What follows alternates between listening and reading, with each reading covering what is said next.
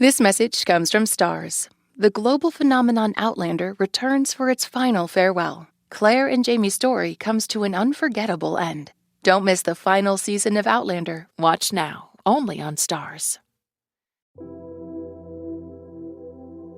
What's good, y'all? You are listening to Code Switch from NPR. I'm Gene Demby. War with Iran. Probably not on any of our bingo cards for 2026. And yet, on the morning of February 28th, many of us woke up to that news. Sina Toossi was on a cruise with his fiancée and her father when he found out what was going on. We left on Thursday. Things weren't looking good with Iran, but there were these negotiations last week. I was kind of like hoping against hope that there would be some breakthrough, or at least things would kind of not explode. And then lo and behold, and I had poor internet access there, but I did have internet access on like Saturday morning. And I wake up to U.S. strikes on Iran, reports on U.S. and Israeli strikes on Iran. And it was just, my heart sank. And it's devastating. And it's been a really devastating war so far. And it will be. Initially, the internet was on. And so, just hearing back from people that they're okay, trying to get a report on everybody. Again, the thing that's really difficult now, and this was difficult in January as well, when there was an internet shutdown during these protests where thousands of people were killed, just not having communication with people you regularly have communication with and not even having the option of that is a really scary feeling. Sina, who is Iranian American, has been studying U.S.-Iran relations for years.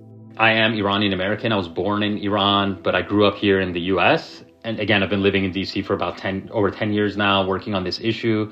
But I have most of my extended family still in Iran, grandparents, aunts, uncles, cousins, and it's a very terrifying situation. I mean, you're seeing these videos of, places I had been in Iran, visiting over the summers growing up, that are now being heavily bombed, these massive explosions, and in the middle of there, my cousin is somewhere there, my uncles, my grandmother.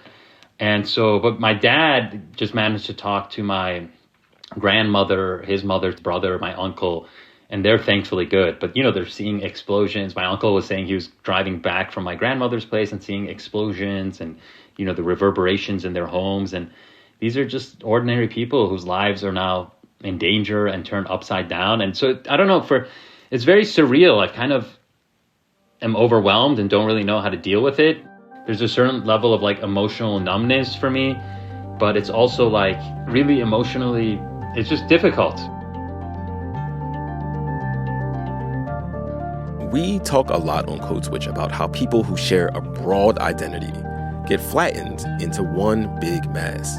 Well, Iran has 90 million people of different ethnicities and faiths and very different ideas about their country. Sina is a senior fellow at the Center for International Policy, and he recently wrote a piece for The Nation titled "The Iranian Voices America Isn't Hearing." So we sat down with Sina to try and understand who those voices are and why their perspectives are so often pushed to the side and minimized. This message comes from Grainger. Grainger knows that as an HVAC technician, you and your digital multimeter are in high demand. So when a noisy office HVAC turns out to be a failing blower motor, you don't break a sweat. With Grainger's easy-to-use website and product information, you can select the product you need to keep everything humming right along. Call 1-800-GRAINGER, click Grainger.com, or just stop by. Grainger, for the ones who get it done. This message comes from MIDI Health. CEO Joanna Strober shares why they started a virtual care platform for women in perimenopause and menopause. Our goal at MIDI is to make sure that all women have access to really expert care, starting around 35 and 40, making sure that they get access to all the things that can help them thrive as they're growing older. MIDI Health, committed to helping women in midlife with perimenopause and menopause care, accessible via telehealth visits at joinmidi.com. This message comes from MIDI Health. CEO Joanna Strober shares why they started a virtual care platform for women in perimenopause and menopause. Our goal at MIDI is to make sure that all women have access to really expert care, starting around 35 and 40, making sure that they get access to all the things that can help them thrive as they're growing older. MIDI Health, committed to helping women in midlife with perimenopause and menopause care, accessible via telehealth visits at joinmidi.com. This message comes from Schwab. At Schwab, how you invest is your choice, not theirs. That's why when it comes to managing your wealth, Schwab gives you more choices. You can invest and trade on your own. Plus, get advice and more comprehensive wealth solutions to help meet your unique needs. With award-winning service, low costs, and transparent advice, you can manage your wealth your way at Schwab. Visit schwab.com to learn more. Support for NPR and the following message come from HomeServe. Owning a home is full of surprises, and when something breaks, it can feel like the whole day unravels. HomeServe is ready to help, bringing peace of mind to 4.5 million homeowners nationwide. Plans start at just $4.99 a month. Sign up today at homeserve.com.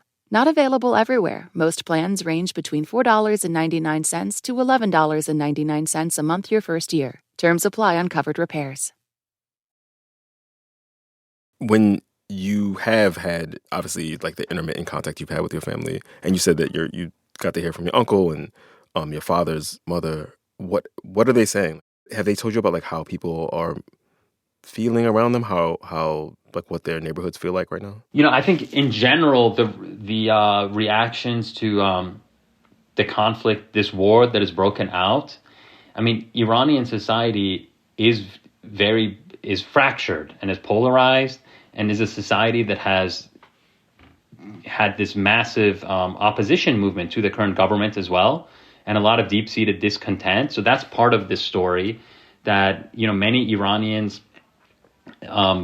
who've suffered under this government and under the repression that they faced, this is definitely a reaction that many people had to when Ayatollah Khamenei was assassinated. Mm-hmm. And so there was many people who were happy about that, but with that said, also very fearful, and now to see it go in this direction, because many people have had the impression that they can have an easy transition out of this government into a better life.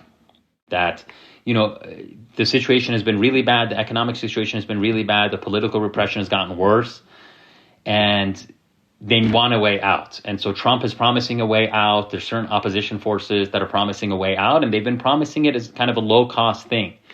But now, as we're days into this conflict, that sentiment is definitely diminished. That people are just like, now our lives are being destroyed. There's definitely a growing sense amongst that constituency, which was always just one constituency. I don't want to generalize it to all of Iranians.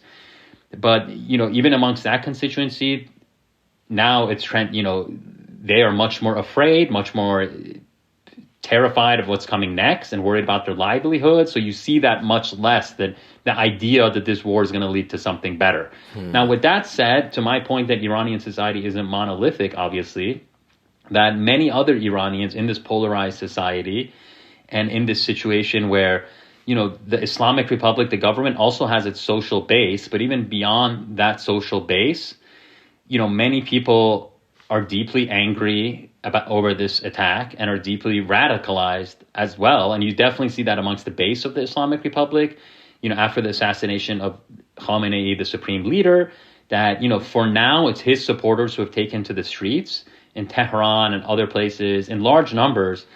And, we haven't seen this kind of uprising situation or protest situation get ignited again. It's this moment of war, deepened, obviously, militarization, but also deepened securitization from the government. And for now, their supporters are especially radicalized, society as a whole is just on the edge, on the edge of an abyss, really, I would argue. In your piece for The Nation, you write, and I'm going to quote you here, in Washington, the discourse often reduces Iran to two caricatures: the ruling elite in Tehran and the exiles who promise that pressure and war will bring about regime change. But inside the country, a third current has always existed. Yeah. One of the currents is the many people who both wanted an end to the regime and do not want American military intervention. Can you talk a little bit about that universe of people? Yes. This segment of the Iranian opposition, which I would argue is the most organic, the most grassroots, the one who actually stands to change the system and peel away elements of the system, they get the least coverage from both in the U.S., both from the U.S. government, and obviously they're heavily repressed in Iran. So I cite Mir Hossein Mousavi, who was the leader of the Green Movement protests in 2009, which was a disputed presidential election. He was an ex-prime minister of the same government in the 80s, but he's since become like an outspoken dissident and very much a pro-democracy activist.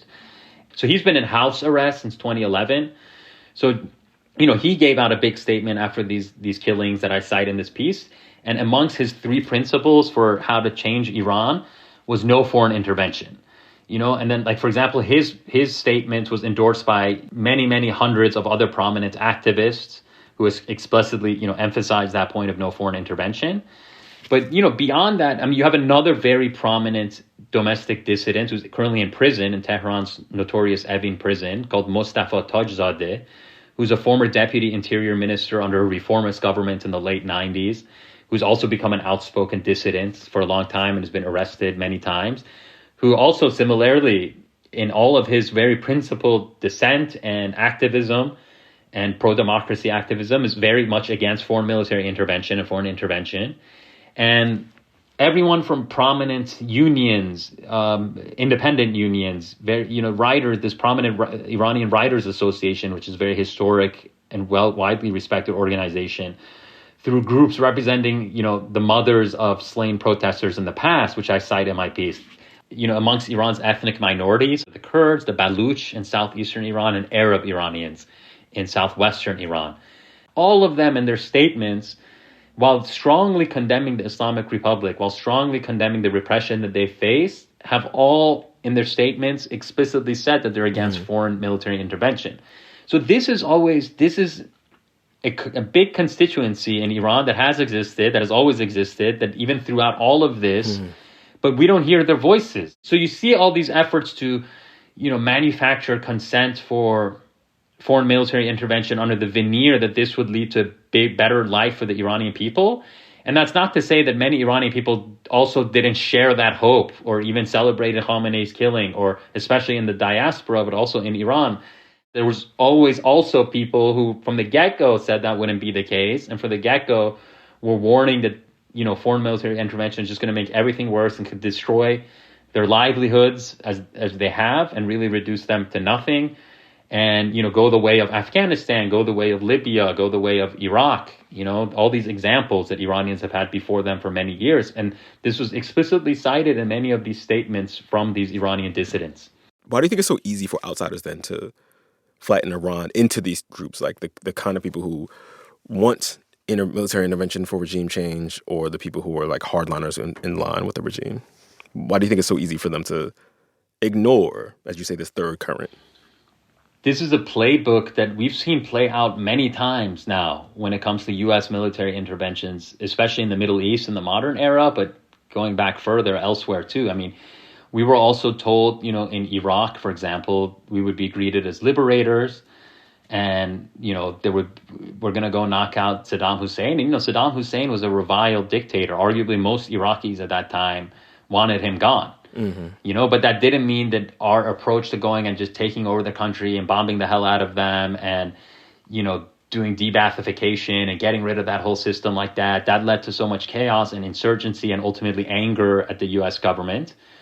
Or, for example, in Afghanistan, where we famously, after 20 years of occupation and trillions of dollars spent, we replaced the Taliban with the Taliban. So point is that we've seen time and time again where the American public is told, to justify a lot of these military adventures abroad and actions abroad, that, we're liberating people, we're bringing democracy, we're bringing human rights. But in practice, we're obviously pursuing our own cynical geopolitical interests. In this case, maybe it's more Israel's cynical geopolitical interests. And who ends up paying the biggest price is the people of these countries that we're ostensibly trying to help them. And that is playing out in Iran right now. Sina Toossi is a senior fellow at the Center for International Policy. He also writes a Substack newsletter called Dissident Foreign Policy, and he wrote a piece in The Nation titled The Iranian Voices America Isn't Hearing. Thank you, Sina. Thank you so much.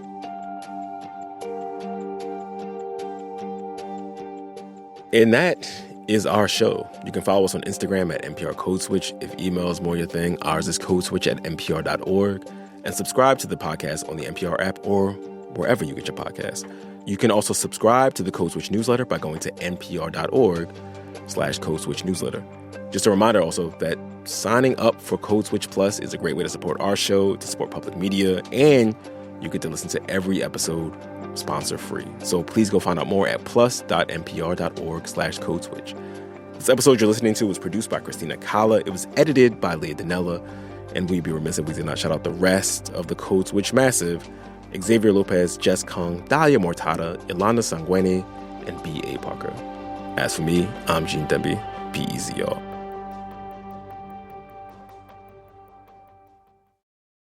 This message comes from Charles Schwab with their original podcast, Choiceology, hosted by Katie Milkman, an award-winning behavioral scientist and author of the best-selling book, How to Change. Choiceology is a show about the psychology and economics behind people's decisions. Hear true stories from Nobel laureates, historians, authors, athletes, and more about why people do the things they do. Download the latest episode and subscribe at schwab.com/podcast or wherever you listen.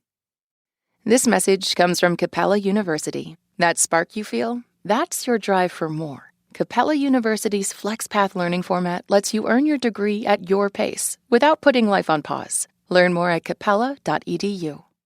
This message comes from NPR sponsor Charles Schwab. Financial decisions can be tricky. Your biases can lead you astray. Financial Decoder, an original podcast from Charles Schwab, can help. Download the latest episode and subscribe at schwab.com/financial decoder.